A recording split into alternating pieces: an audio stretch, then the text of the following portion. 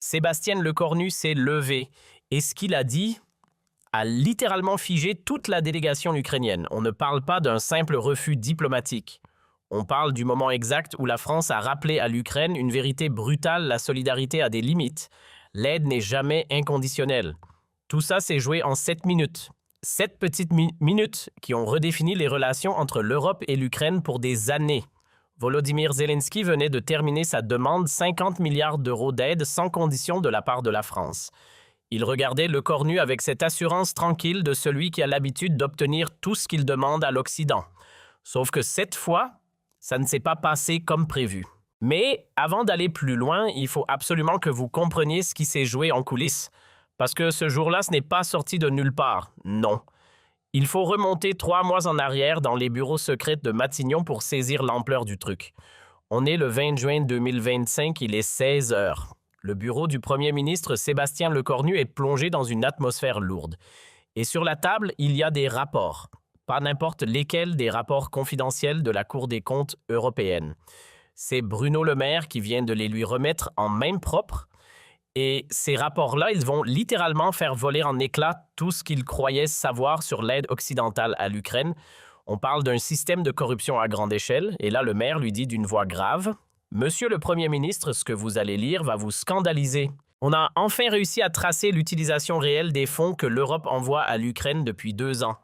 Et le détournement, il est massif, organisé, systémique. » Lecornu lève les yeux du dossier, incrédule. « Vous voulez dire que… » « Oui, monsieur le Premier ministre.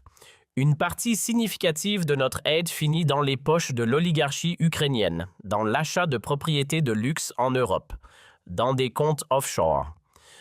Vous réalisez ce que ça veut dire? On parle de l'argent des contribuables européens, votre argent qui a été détourné à une échelle qu'on n'imaginait même pas. » Cette nuit-là, Lecornu ne trouva pas le sommeil. Seul dans son bureau, il arpentait la pièce, rongé par la colère et le dégoût.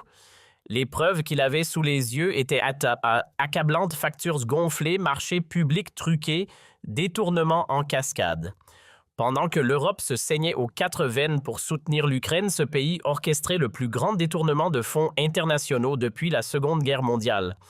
Il pensait à tous ces Français qui acceptaient des hausses d'impôts, qui sacrifiaient leur pouvoir d'achat pour financer l'effort de guerre ukrainien alors que les oligarques de Kiev s'enrichissaient sur leur dos. Il pensait à ces millions d'Européens qui se serraient de la ceinture pour soutenir un pays en guerre. Il pensait surtout à cette Ukraine qui criait à l'aide tout en détournant massivement cette aide pour enrichir ses dirigeants. Et c'est de là que ça devient vraiment flippant. Le 25 juin, Lecornu, il convoque le gratin. Colonna Darmanin, les patrons de la DGSE, ceux de Bercy. Tout le monde est là. Et l'ambiance glaciale. Personne ne respire. Et Lecornu, il lâche la bombe, genre texto mot pour mot. « Mes amis, on a financé la plus grande escroquerie de l'histoire moderne. » Pendant que Zelensky nous suppliait d'envoyer toujours plus de cash, son entourage détournait cet argent à une échelle industrielle. C'est terminé. Tu te rends compte, le ministre de la Défense française qui dit ça, en face de ses propres collègues. C'est pas un mec random sur Twitter, c'est le gars qui signe les chèques. Et là, Catherine Colonna, elle panique. Sébastien, vous réalisez, si ça sort, c'est tout l'effort de guerre occidentale qui s'effondre. L'opinion publique va se retourner contre l'aide à l'Ukraine. En gros, on sait, mais il faut surtout pas que les gens sachent. Classique. Mais Lecornu, il lâche rien. Il la regarde droit dans les yeux et il dit: « Catherine, l'opinion publique a le droit de savoir où vont ses impôts. Elle a le droit de savoir si son argent sauve des vies ukrainiennes ou s'il enrichit des corrompus ukrainiens. » Froid. Chirurgical. Pas un mot de trop. Et Darmanin, lui, il essaye de temporiser. Mais enfin, Zelensky est peut-être pas au courant de tout et Lecornu le coupe direct. « Gérald, quand on dirige un pays en guerre, on sait où va chaque euro. Soit il est complice, soit il est incompétent. Dans les 2 cas, il ne mérite plus notre confiance aveugle. » Boum. Voilà, c'est dit. Les semaines qui suivirent furent d'une intensité rare. Il ordonna un audit complet euro par euro de toute l'aide française envoyée à l'Ukraine. Et ce qu'il découvrit dépassait de loin ses pires scénarios. Sur les 15 milliards d'euros que la France avait injectés depuis le début de la guerre, au moins 4 milliards s'étaient tout simplement évaporés, volatilisés. L'argent du contribuable français, votre argent. Mon argent avait servi à s'offrir des villas sur la côte d'Azur, des yachts qui croisent tranquillement en Méditerranée, des appartements de luxe dans les beaux quartiers de Londres. Et le 15 juillet, il reçut l'information qui fit tout basculer. Un appel sur ligne cryptée directement du patron du renseignement extérieur. Le message était sans appel, la preuve formelle existait. L'épouse du président ukrainien avait acquis un château en Normandie, prix affiché 12 millions d'euros. Et l'argent provenait directement des fonds d'aide européens. Détourné via un réseau d'oligarques gravitant autour du pouvoir à Kiev, il raccrocha. Et pendant de longues minutes, il ne dit rien. Parce qu'à ce niveau-là, l'hypocrisie n'a plus de nom. Le 1er septembre, une conférence internationale sur la reconstruction de l'Ukraine s'organisait à Paris. Et c'est précisément cet événement qui allait offrir à l'UQORNU l'occasion de confronter Zelensky en personne. Parce que Zelensky, il venait pas juste pour parler. Il venait pour demander de l'argent, 50 milliards d'euros supplémentaires pour reconstruire les infrastructures détruites qu'il disait. Et l'ironie, elle est absolument amère. L'homme qui détournait l'aide occidentale venait en réclamer davantage. Pendant ce temps, dans l'avion qui le ramenait de Kiev à Paris, Zelensky préparait tranquillement son discours avec ses conseillers. Il était confiant. Il avait l'habitude d'émouvoir les dirigeants occidentaux avec le récit des souffrances ukrainiennes, c'était devenu sa spécialité. Sauf que cette fois, ce qu'il ne savait pas, c'est qu'il allait tomber sur quelqu'un qui connaissait la vérité. La vérité sur ce qu'on faisait réellement de l'aide occidentale. L'atmosphère à Paris était solennelle. 40 pays réunis, une conférence au sommet et au centre de tout ça, Zelensky. Fidèle à lui-même, il débarque dans sa tenue militaire, celle qui ne le quitte jamais en déplacement diplomatique. Et là, il ouvre la session avec des mots qui rétrospectivement vont résonner de manière amère. « Mes chers amis, l'Ukraine vous est reconnaissante pour votre aide généreuse, mais cette aide n'est pas suffisante face aux défis colossaux de notre reconstruction. » Pendant ce temps, l'UQORNU est assis au premier rang. Il observe chaque geste, chaque mot du président ukrainien. Zelensky enchaîna « On a fait les calculs. Hôpitaux, écoles, infrastructures énergétiques, on sait exactement ce qu'il nous faut pour reconstruire. Et le chiffre, c'est 50 milliards d'euros supplémentaires. 50 milliards. Le chiffre claqua comme une gifle dans la salle. Personne ne s'attendait à un montant pareil balancé comme ça, sans détour. Et Zelensky, fidèle à lui-même, savait exactement comment enfoncer le clou côté émotion. Ces 50 milliards, c'est pas juste un chiffre sur une tableur. C'est l'espoir de millions d'Ukrainiens qui veulent juste retrouver une vie normale. Chaque euro que vous mettez sur la table, ça sauve des vies, ça reconstruit des familles, ça rebâtit une démocratie entière. Voilà le discours. Et ça marchait, comme toujours. L'assistance était touchée, emportée par l'intensité du moment. Mais il ne s'arrêta pas là. Je sais, il marqua une pause. Jeta un regard furtif vers l'UQORNU. Je sais que certains d'entre vous se posent des questions sur l'utilisation de l'aide internationale. Regard appuyé. Je vous le garantis, chaque centime est utilisé à bon escient, sous le contrôle strict de nos institutions démocratiques. L'Ukraine ne gaspille pas votre générosité. Et là, l'UQORNU bouillait intérieurement. Parce que ce qu'il venait d'entendre, c'était un mensonge. Un mensonge énorme, cynique, balancé sans trembler devant des dirigeants qui sacrifiaient leurs propres budgets nationaux pour aider l'Ukraine. Le culot était monumental. Zelensky conclut avec cette formule dont il a le secret. L'Ukraine d'aujourd'hui, c'est l'Europe de demain. En nous aidant, vous aidez votre propre avenir. En nous donnant ces 50 milliards, vous investissez dans la paix européenne. Il se rassit. Applaudissements polis dans la salle. Charles Michel, en sa qualité de président de la conférence, lança la session de questions. Des réactions suite à la présentation du président Zelensky. Naturellement, tous les regards convergèrent vers les poids lourds du financement, l'Allemagne, les États-Unis, la France. Et là, ce qui suivit laissa l'assemblée entière sous le choc. Sébastien Lecornu se leva, lentement, très très lentement. Pas de donne de parole, pas de notes, rien. Il se dressa, croisa les bras et planta son regard droit dans celui de Zelensky. Le silence qui tomba sur la salle à ce moment-là était écrasant. Monsieur le président Zelensky, lâcha-t-il d'une voix calme, presque glaciale, merci pour cette présentation très créative. Permettez-moi simplement de vous poser quelques questions concernant l'utilisation de l'aide française. Le ton restait poli techniquement.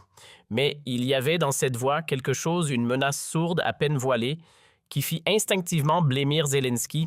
Monsieur le Président, est-ce que vous avez la moindre idée du montant que la France a versé à l'Ukraine depuis le début de ce conflit? Et là, Zelensky, visiblement pris de court, bafouille une réponse à peu près correcte. 15 milliards d'euros, monsieur le Premier ministre, et croyez bien que nous vous en sommes profondément reconnaissants. Sauf que Lecornu, lui, il n'est pas venu pour les remerciements. Il répète le chiffre 15 milliards d'euros tout en sortant un dossier de sa mallette et il pose le calcul froidement. Ça fait 250 euros par Français. Par Français, y compris les gosses. C'est l'équivalent de 3 mois de SMIC. Voilà ce que mes concitoyens ont donné pour l'Ukraine. Et dans la salle, tu sens le malaise qui s'installe. Personne ne dit un mot, puis Lecornu ouvre son dossier et lâche « Maintenant, si vous le permettez, laissez-moi vous montrer comment ces 15 milliards ont été utilisés. » Il sort le premier document et accrochez-vous. Achat d'un château en Normandie, 12 millions d'euros. Acquéreur Olena Zelenska, épouse du président ukrainien. Provenance des fonds aide européenne détournés via un réseau d'oligarques. Le silence qui tomba fut plus violent qu'un cri. Zelensky avait perdu toute couleur. Acquisition d'une villa à Cannes, 8 millions d'euros. Au nom de Viktor Medvedchuk Jr., fils d'un conseiller présidentiel de premier plan. Même origine des fonds. Les révélations tombaient les unes après les autres sans répit. Acquisition d'un yacht de 25 mètres, 15 millions d'euros. Via une société offshore liée à Ihor Kolomoïski. Financé avec l'argent destiné à reconstruire les hôpitaux ukrainiens. Chaque ligne frappait l'Assemblée comme une décharge électrique. En tout lâcha Lecornu en plantant son regard dans celui de Zelensky. Ce sont 4 milliards d'euros d'aide française qui ont été siphonnés par votre entourage pour s'offrir des propriétés de luxe à travers l'Europe. Ça représente plus de 65 euros volés à chaque citoyen français, y compris les plus précaires. L'accusation était frontale, chiffrée et absolument dévastatrice. Zelensky, lui, il essaie de bredouiller un truc. Monsieur le Premier ministre, ces allégations, je ne suis pas au courant. Sauf que Lecornu, il s'en fiche de ta petite phrase. Il le coupe direct. Pas au courant, votre propre femme a acheté un château avec l'argent de l'aide française. Et vous n'étiez pas au courant. Là, dans la salle, c'est le chaos silencieux. Les représentants des pays donateurs, ils découvrent en direct l'ampleur du désastre. Il y en a qui dégainent leur téléphone pour appeler leur capitale. D'autres griffonnent comme des malades. Tout le monde comprend qu'on est en train de vivre un séisme diplomatique en temps réel. Et Lecornu, il s'arrête pas là. Avec un calme qui fait froid dans le dos, il enchaîne. Vous voulez que je vous parle des 200 millions détournés sur l'aide humanitaire, des 500 millions partis en fumée dans de faux contrats d'armement, des 300 millions volatilisés dans l'achat de médicaments qui n'ont jamais existé. Et là, il sort un autre document, un rapport confidentiel de la Cour des comptes européenne. Sur 150 milliards d'aides occidentales versées à l'Ukraine depuis 2022, au minimum 35 milliards, ont été siphonnés par des réseaux de corruption. 35 milliards. C'est 23% de l'aide totale, presque un quart de tout ce qu'on a envoyé. Le pourcentage, il était tout simplement astronomique. Et là, Lecornu, il lâche pas l'affaire. Il enchaîne, pendant que nos peuples se serrent de la ceinture pour vous aider vos oligarques, eux, ils s'enrichissent sur notre générosité. Pendant que nos entreprises ferment parce qu'elles arrivent plus à payer des factures énergétiques délirantes, des factures causées par cette guerre, votre entourage, il achète des châteaux avec notre argent. Et Zelensky, à ce moment-là, il est anéanti. Le mec essaie de reprendre la parole, mais Lecornu, il s'arrête pas. C'est un réquisitoire et il est impitoyable. Et maintenant, vous venez nous demander 50 milliards supplémentaires. Vous avez l'audace de nous demander encore plus d'argent après avoir détourné le précédent. Et là, il se tourne vers toute l'assistance. Il regarde les représentants des pays donateurs droit dans les yeux et il leur balance « Mesdames et messieurs, est-ce que vous voulez vraiment donner 50 milliards de plus pour enrichir les oligarques ukrainiens? Est-ce que vous voulez que vos contribuables financent encore des yachts et des châteaux pendant qu'ils peinent à payer leurs propres factures? » Et la question, elle résonne dans un silence de plomb. Lecornu se retourna vers Zelensky et là, son ton changea complètement. Plus aucune diplomatie, plus aucune retenue. « Monsieur le Président, je vais vous dire très clairement ce que la France va faire à partir de maintenant. » Et ce qu'il annonça, personne ne s'y attendait. Premièrement, la France suspend immédiatement toute aide financière à l'Ukraine tant que les 4 milliards détournés ne seront pas restitués, pas un centime de plus. Et là, la salle réagit parce que c'est du jamais vu. Aucun pays occidental n'avait osé faire ça avant. C'est un séisme diplomatique. Deuxièmement, toute aide future sera placée sous contrôle français direct. Chaque euro sera tracé, chaque dépense vérifiée, chaque responsable ukrainien audité personnellement. En gros, c'est terminer la confiance aveugle. La France dit « Vous voulez notre argent, très bien, mais maintenant on regarde tout. » Et il ne s'arrêta pas là. Troisièmement, la France exige la publication complète des patrimoines de tous les responsables ukrainiens, y compris le vôtre, Monsieur le Président. Et ça, c'est le coup de grâce. Fini l'opacité, fini les comptes planqués à l'étranger, fini l'enrichissement personnel pendant que des gens meurent au front. Les conditions sont humiliantes, oui, mais après un détournement de 4 milliards, est-ce que l'Ukraine est vraiment en position de refuser? L'ultimatum tombait comme un coup près. 48 heures, pas une de plus. Si ces conditions n'étaient pas acceptées, la France couperait définitivement son soutien à l'Ukraine et rendrait publiques toutes ses découvertes sur la corruption ukrainienne. C'était clair, c'était brutal, c'était sans appel. Zelensky était acculé, piégé, détruit publiquement, accepter ces conditions humiliantes. Impossible, les refuser et risquer de perdre le soutien français. Tout aussi impossible, il n'avait plus aucune sortie et la conclusion fut encore plus cinglante. Vous nous avez menti, vous avez trahi notre confiance, vous avez volé l'argent de nos peuples, des peuples qui se sacrifiaient pour vous aider. Cette époque est terminée, l'aide occidentale ne sera plus jamais inconditionnelle. Silence de mort dans la salle. Zelensky resta figé, incapable de répondre. Pour la première fois depuis le début de cette guerre, le président ukrainien était publiquement humilié, mis face à ses responsabilités, contraint de rendre des comptes devant le monde entier. Ce qui suivit changea tout. En quelques heures à peine, l'aide occidentale à l'Ukraine bascula. Dès le lendemain de la conférence, les pays présents firent tomber le couperet de suspension immédiate des versements. Tous exigeaient des clarifications sur l'utilisation des fonds. L'Allemagne, les Pays-Bas, la Pologne, chacun réclama des audits complets. Et dans la foulée, les médias mondiaux s'enflammèrent. Le Figaro titrait « L'Ukraine dans le scandale de corruption ». The Times analysait « Zelensky confronté à ses mensonges ». Deutsche Welle commentait « La fin de l'aide aveugle à l'Ukraine ». Partout dans le monde, ces révélations venues de France faisaient l'effet d'une bombe. Mais le plus dévastateur, ce ne fut pas à l'étranger. Ce fut en Ukraine même, acculé par la suspension de l'aide occidentale. Zelensky n'eut d'autre choix que de limoger une dizaine de ministres et hauts responsables directement impliqués dans les détournements. Son propre camp commença à le lâcher. Des voix s'élevèrent pour réclamer sa démission. Et en France, l'effet fut immédiat, spectaculaire. Les sondages de Le Cornu explosèrent littéralement. En 48 heures, les gars, il passa de 61% à 81% d'opinion favorable. Pourquoi? Parce que pour la première fois depuis des mois, un dirigeant français avait eu le cran de défendre l'argent des contribuables français contre la corruption étrangère. L'industrie française applaudit. Le patron du MEDEF déclara « Enfin un dirigeant qui défend nos intérêts ». Le président de la CPME ajouta « Il était temps de dire la vérité sur cette mascarade ukrainienne ». L'économie française soulagée de voir l'aide à l'Ukraine conditionnée reprenait espoir. Une semaine après, Zelensky tenta de sauver sa réputation en limogeant massivement son gouvernement. Mais le mal était fait. Sa crédibilité internationale détruite. Son autorité interne ébranlée. Et pour la première fois depuis le début de la guerre, son pouvoir vacillait. Le Parlement ukrainien vota une motion de défiance contre Zelensky le 15 septembre, exactement 2 semaines après la conférence de Paris. L'impensable venait de se produire. Pour la première fois de son mandat, ses propres députés le désavouaient. Ce fut un tournant. L'Occident comprit qu'il ne pouvait plus soutenir aveuglément un régime gangréné par la corruption. Les conditions d'aide se durcirent partout. Les contrôles se multiplièrent. L'époque du chèque en blanc était révolue.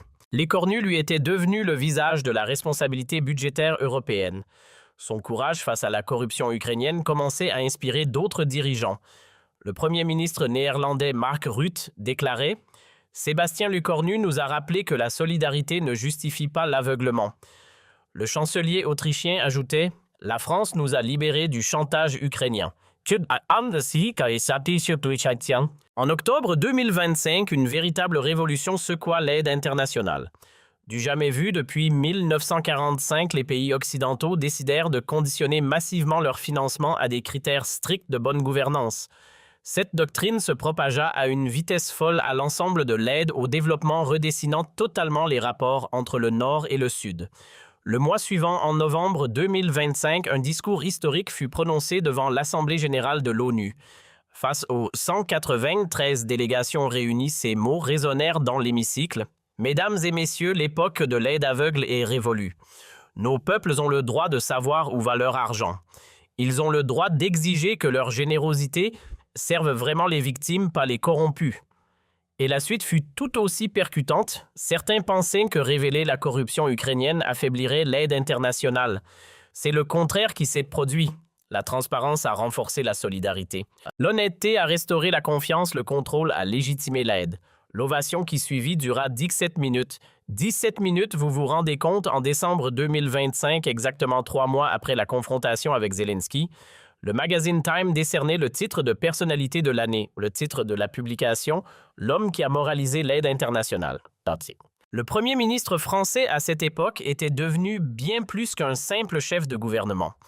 Il incarnait aux yeux du monde entier la lutte contre la corruption. Un symbole.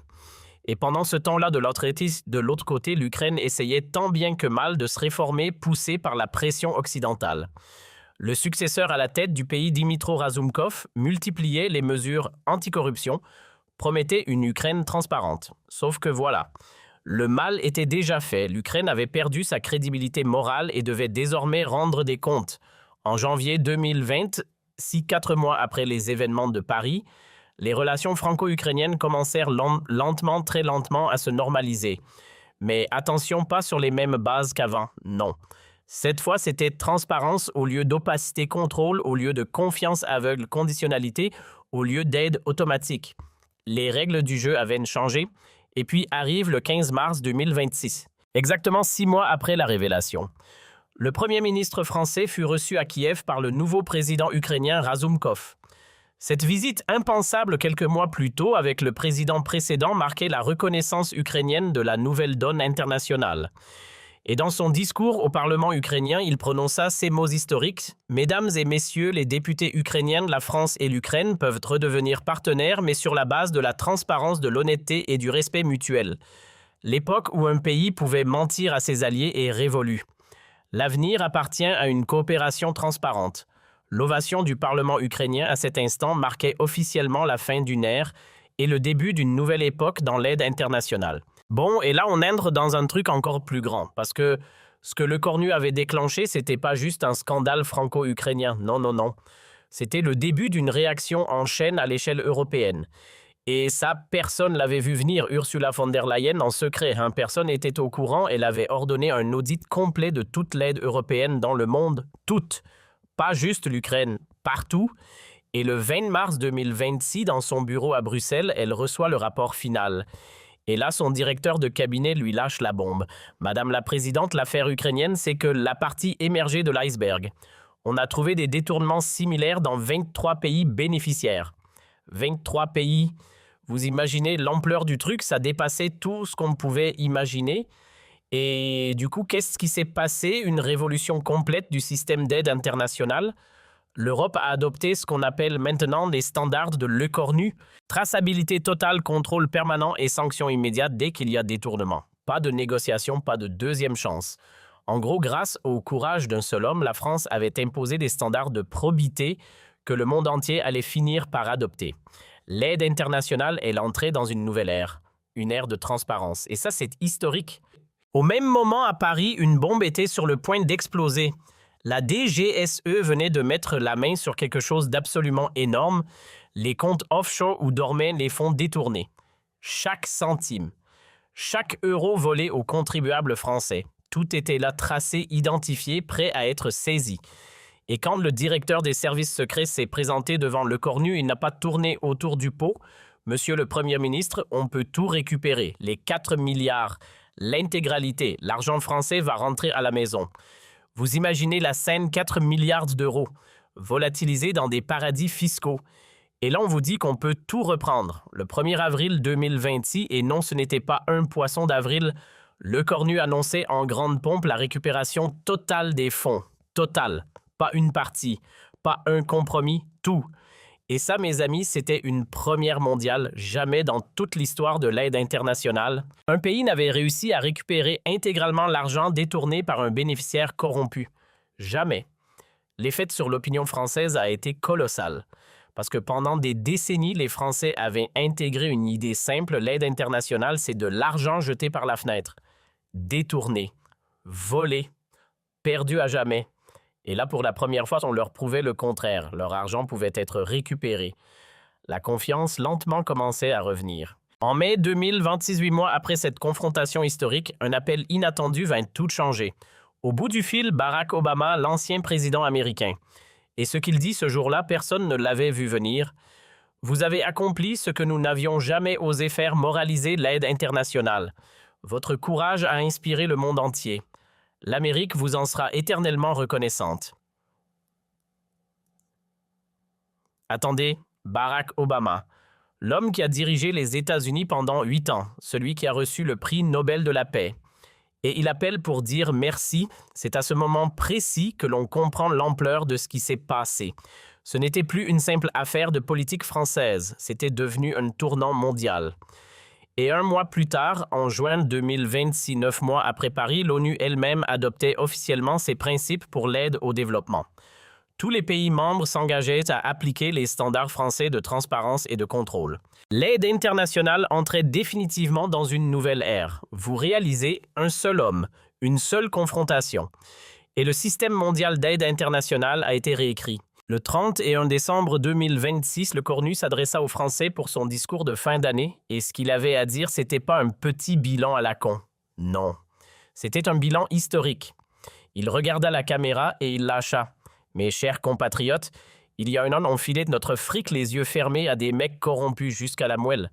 Aujourd'hui, on contrôle chaque euro, chaque centime. Il y a un an, on passait pour les pigeons de l'aide internationale.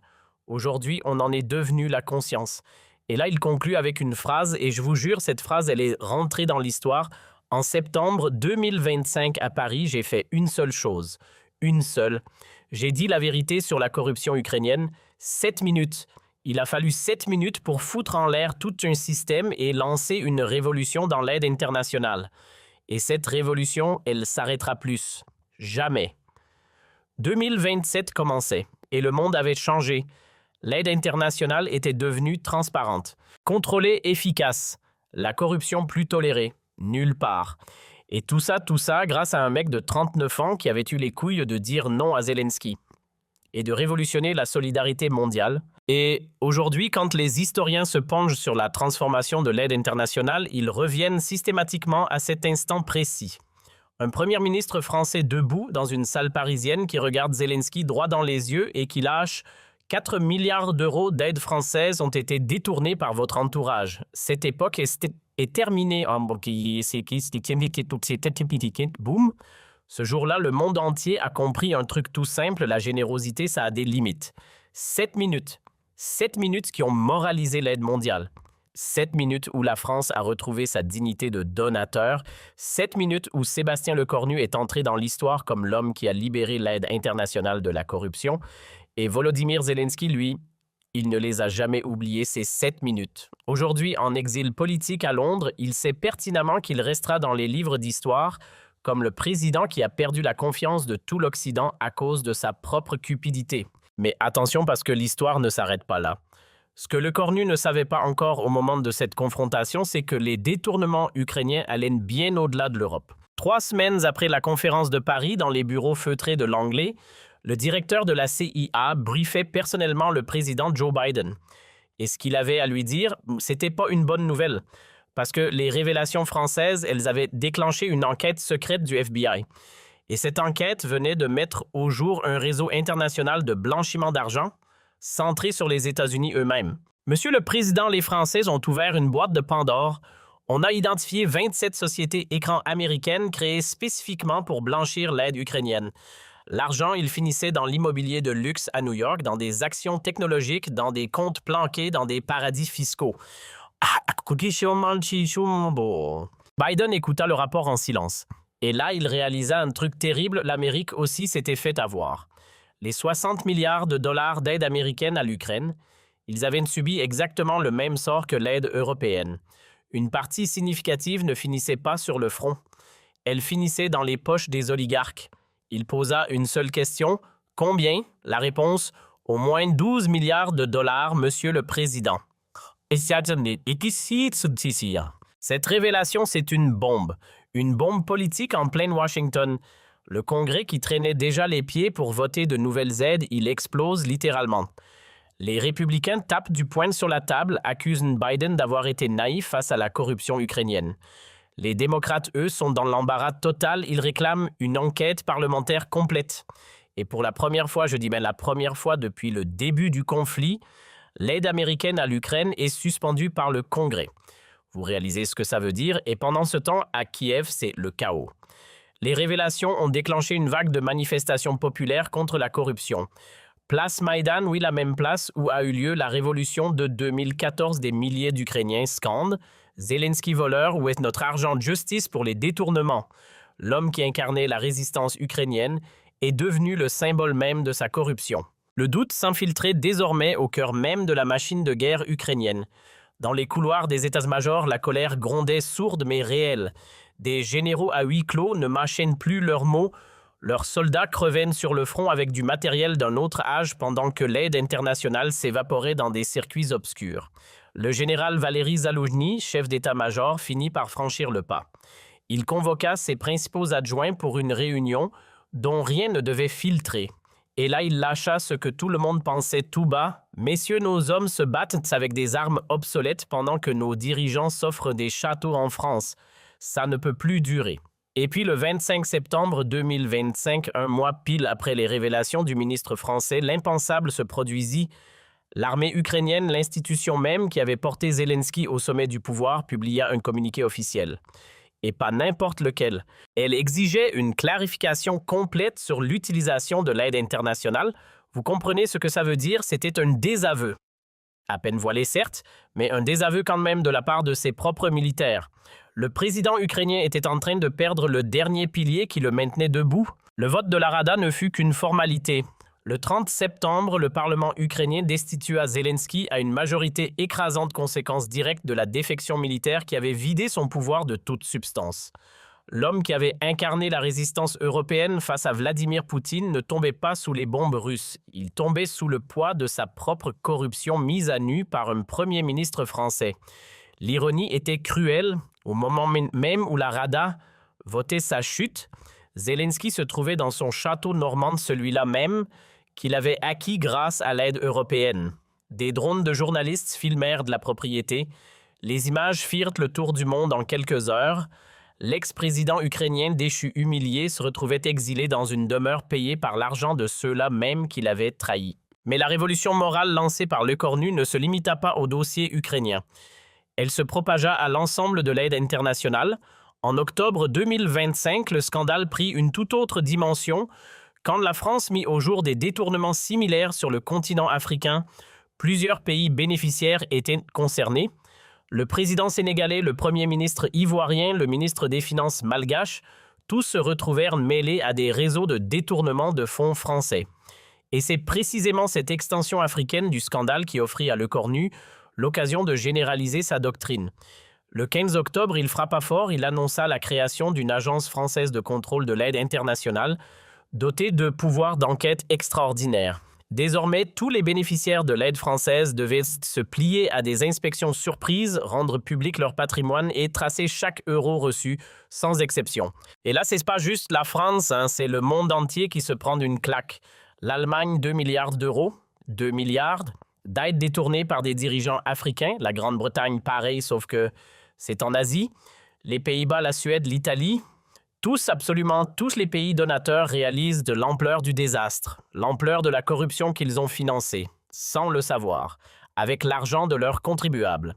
Et cette prise de conscience, elle change tout. L'OCDE adopte les standards de Lecornu comme référence mondiale. La Banque mondiale revoit ses critères de prêt. Le FMI durcit ses conditions. L'époque où on balançait des milliards les yeux fermés en espérant que ça serve à quelque chose, c'est terminé. Définitivement terminé. Mais c'est d'un endroit totalement inattendu que Lecornu décrocha sa victoire la plus symbolique, l'Ukraine elle-même. Dmytro Razumkov, le nouveau président ukrainien, posa un acte sans précédent. Le 1er novembre 2025, il se déplaça en personne jusqu'à Paris pour présenter des excuses officielles à la France et proposer le remboursement intégral des fonds détournés. Dans les salons de Matignon, Razumkov déclara « Monsieur le Premier ministre, au nom du peuple ukrainien, je vous adresse mes excuses les plus sincères. L'Ukraine nouvelle que je représente prend l'engagement formel de rembourser la totalité des 4 milliards d'euros détournés, intérêts compris. Notre volonté est de restaurer l'honneur que nos prédécesseurs ont entaché. » Cette scène captée par les caméras et retransmise à travers la planète scellait la victoire morale totale de Le Cornu. 2026 allait confirmer une chose, sa révolution avait transformé les relations internationales en profondeur et de manière durable. L'aide au développement plus efficace, mieux contrôlée et surtout enfin véritablement utile aux populations qui en avaient besoin. Les détournements de fonds s'effondrèrent de 80% à l'échelle mondiale, libérant des milliards réels pour les vrais besoins humanitaires. Et puis en mars 2026, 6 mois après son face-à-face avec Zelensky Le Cornu, reçut une distinction qui venait couronner l'ensemble de son œuvre, le prix Nobel de la paix. Le comité norvégien justifia son choix en ces termes « Sébastien Le Cornu a révolutionné l'aide internationale en y introduisant la transparence et l'efficacité. Son courage face à la corruption a permis de sauver des milliards destinés aux plus pauvres. » Dans son discours de réception à Oslo, Le Cornu prononça des mots qui allaient marquer l'histoire. « Ce prix ne m'appartient pas », déclara-t-il. Il appartient à tous ceux qui refusent que la générosité soit détournée par la cupidité. Il appartient aux contribuables du monde entier qui ont le droit de savoir où va leur argent. Il appartient aux vrais pauvres enfin protégés des faux pauvres qui les spoliaient. Et là, franchement, on peut dire ce qu'on veut du bonhomme, mais cette phrase, elle claque. Elle claque sévère. L'effet de cette distinction fut absolument considérable. Du jour au lendemain, Le Cornu n'était plus un simple ministre français, il était devenu une figure mondiale, invité dans toutes les chancelleries, consulté sur toutes les réformes. Et la France, grâce à lui, avait retrouvé quelque chose qu'elle avait perdu depuis longtemps, son statut de conscience morale de l'humanité. Paris redevenait la capitale des droits de l'homme y compris. Et c'est peut-être le plus beau du droit à une aide honnête. Juin 2026 marqua le sommet absolu de tout ce processus. L'Assemblée générale de l'ONU vota à l'unanimité la Déclaration universelle des droits des donateurs, un texte historique, le premier du genre, qui posait noir sur blanc les droits des pays qui filent le cash face à ceux qu'ils reçoivent. Et devinez quoi, c'était directement inspiré de ce que la France avait fait avec l'Ukraine. Article 1, tu as le droit de savoir exactement où va ton fric. Article 2, détourner de l'aide, c'est un crime contre l'humanité. Article 3, pas de transparence, pas d'aide. Point final. Des principes révolutionnaires nés d'une seule expérience concrète, celle de la France face à l'Ukraine. Septembre 2026, exactement un an après cette confrontation explosive avec Zelensky, et là on peut enfin mesurer l'ampleur de ce qui s'est passé. L'aide internationale plus efficace, plus transparente, plus respectueuse autant des donateurs que des véritables bénéficiaires. La corruption, elle a reculé partout. Et quand je dis partout, c'est partout. Ce qui a libéré des ressources absolument considérables pour le développement authentique. Et les chiffres, accrochez-vous, 47 responsables corrompus destitués dans 34 pays, 23 milliards de dollars récupérés et redistribués aux plus pauvres. 36 nouvelles agences de contrôle créées selon le modèle français. Cette doctrine était devenue ni plus ni moins que la norme mondiale de l'aide au développement. Et cette transformation, elle n'est pas restée dans l'ombre. En France même, les effets se faisaient sentir. 94% des Français, je dis bien 94%, approuvaient cette politique d'aide conditionnelle. Vous vous rendez compte? Pour la première fois depuis des décennies, l'opinion publique soutenait massivement l'aide internationale. Pourquoi? Parce que les gens voyaient enfin que leur argent servait à quelque chose de concret, d'utile. Et l'économie française, elle aussi, elle en profitait. La confiance dans les institutions revenait, la croissance repartait. Les entreprises françaises décrochaient des contrats internationaux à tour de bras portés par cette nouvelle image de probité. La marque France, elle était redevenue synonyme d'honnêteté et d'efficacité. C'est quand même dingue quand on y pense. Décembre 2026, 15 mois après le sommet de Paris, Zelensky brise enfin le silence. Depuis Londres, face aux caméras de la BBC, l'ex-président ukrainien en exil lâche ce que personne n'attendait plus. Sébastien Lecornu avait raison. J'ai laissé la corruption gangréner mon pays. J'ai trahi la confiance de l'Occident. Cette erreur me hantera toute ma vie. Et là, mes amis, on prend 30 secondes pour digérer ce moment. L'homme qui pendant des années avait incarné la victimisation à l'échelle planétaire, celui que personne n'osait critiquer, reconnaît publiquement avoir abusé de la générosité occidentale. Des excuses tardives, certes, mais des excuses diffusées dans le monde entier qui marquent symboliquement la fin d'une époque, celle de l'aide aveugle, celle du chèque en blanc sans poser de questions.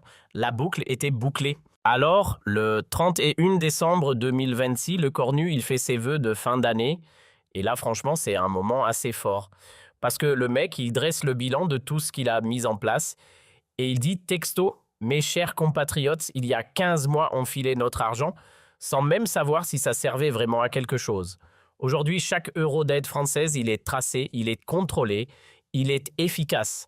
On a littéralement révolutionné la solidarité internationale.